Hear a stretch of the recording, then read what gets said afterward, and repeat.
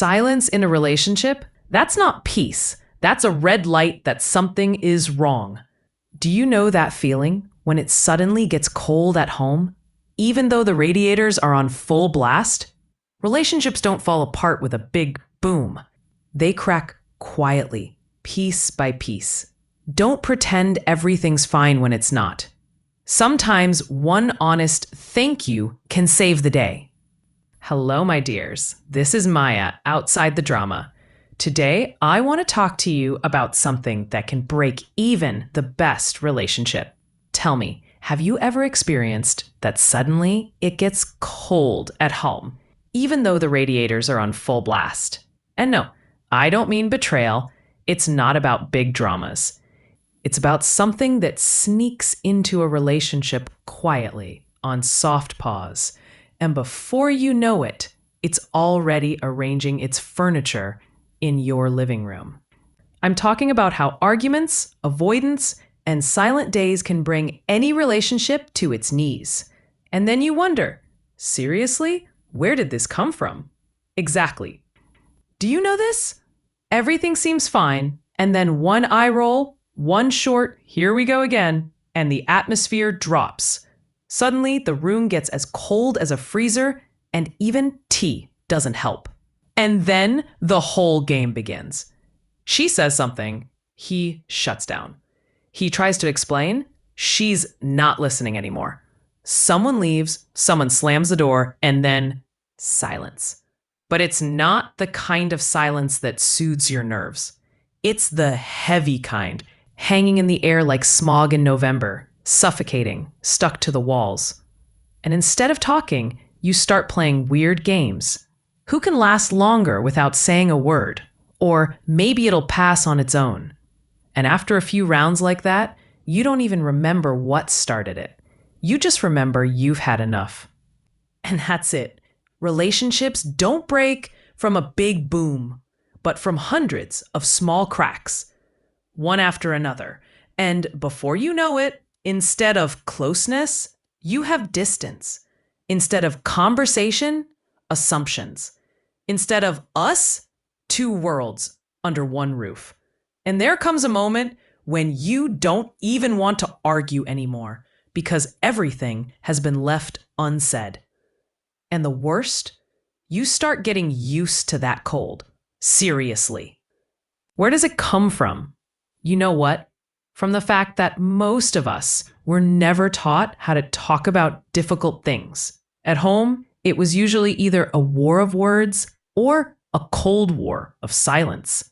At school, study, don't argue. At work, don't bring problems, bring solutions. And in a relationship, suddenly we're supposed to be masters of communication without any manual? Oh, come on. And so a duet is born. One attacks, the other hides. One wants to talk, the other pretends there's no problem. And then both pretend everything's fine. But that everything's fine is like instant coffee. Supposedly warm, supposedly gives you something, but tasteless.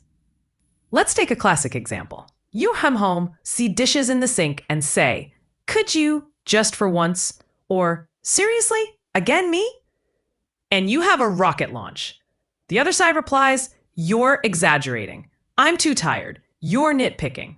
And suddenly it's not about the dishes, but about who's been feeling unimportant for a long time and who feels like they're always to blame in this relationship. The dishes are just a pretext. And in reality, all the little grievances you never named explode.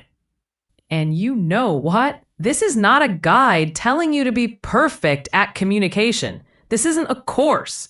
This is life. But there are things that really make a difference. For example, don't pretend it's okay when it's not. Seriously. Silence is not a cure.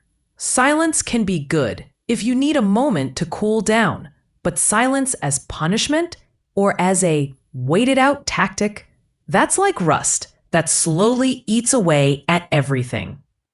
Or try to talk about yourself, not about blame. Instead of, "You always ignore me," try, I feel overlooked when you don't listen. I know it sounds textbook, but the difference is that the other person has a chance to hear you, not just defend themselves right away. And don't play the contest of who apologizes first.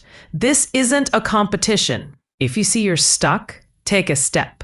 Not always you, not always right away, but someone has to break the silence. Instead of accusations, ask questions. Not, you're on the computer all night again, but what are you missing that you escape into the computer? And sometimes the answer can surprise you more than you expect. Honestly, I know this too. I know the silence that hurts more than an argument. I know that moment when it's easier to stay quiet than risk another fight. But I also know that it's in those moments that it's decided whether the relationship will live or burn out. Because you know what? Each of us wants to be heard. You, me, him. And under all that anger, under the complaints and escapes, there's a simple need. Notice me, listen to me, understand me.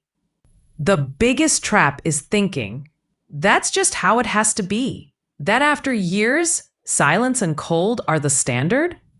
And then you look at couples who've been together for 30 years and think they're lucky.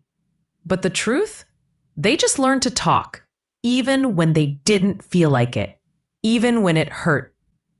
And now think, when was the last time you really talked to your partner? Not about bills, not about the kids, not about who's taking out the trash, about what you feel, what you're missing, what makes you happy. Because if you're waiting for him to guess, he won't. Seriously, no one reads minds. If something hurts you, say it. If you need something, ask. If something makes you happy, share it. Because a relationship is not a game of charades. It's daily work. Sometimes boring, sometimes exhausting, but worth it. And if you really don't know how to start, try something simple. Listen, I think we got lost. I'd like things to be better. Can we talk? That one sentence won't fix everything, but it can open doors that seemed locked tight. And now a question for you, my listener.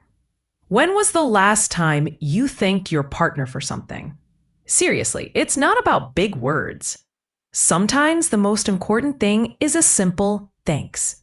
You know, the sincere kind, not just thrown out as a reflex. Thanks for doing the shopping. Thank you for giving me a ride. Or that legendary, it's nice that you're trying. I see it.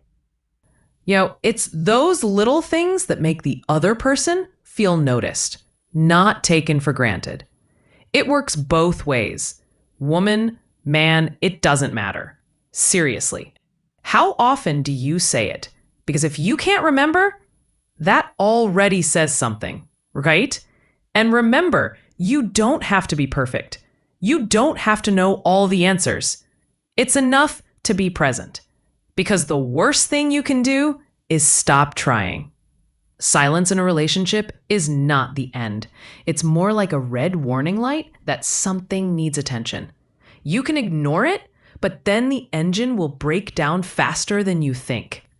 And just to finish, I have to mention one thing that's so often overlooked: dates.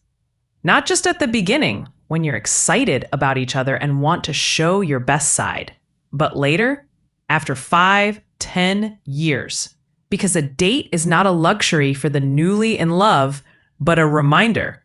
Hey, I still want to get to know you. I still want to spend time with you. Without that, it's easy to slip into roommate mode. And then, well, it can end in many ways. Go out somewhere. For a walk, a restaurant, a movie. Spend time just the two of you. Talk about you, about life. Laugh at jokes. Don't talk about the house, kids, work like you do every day at home, between one load of laundry and boiling potatoes. This is supposed to be time just for you. A warm, tender moment together. It really strengthens your bond. And no, please don't tell me, but I don't have time. because of kids, responsibilities. You'll find the time, even if it's just once a month. You can do it. Trust me. That's all for today. Let me know in the comments if you know this feeling of heavy silence. How do you deal with it? I'm curious. If you have your own way to break the ice, share it. Maybe it'll help someone. And if you liked the episode, please leave a like and subscribe to the channel because it really helps me keep going. If you made it to the end, write drama off. Okay, time to say goodbye, but we'll hear each other soon. This was Outside the Drama. I'm Maya. Take care and see you next time.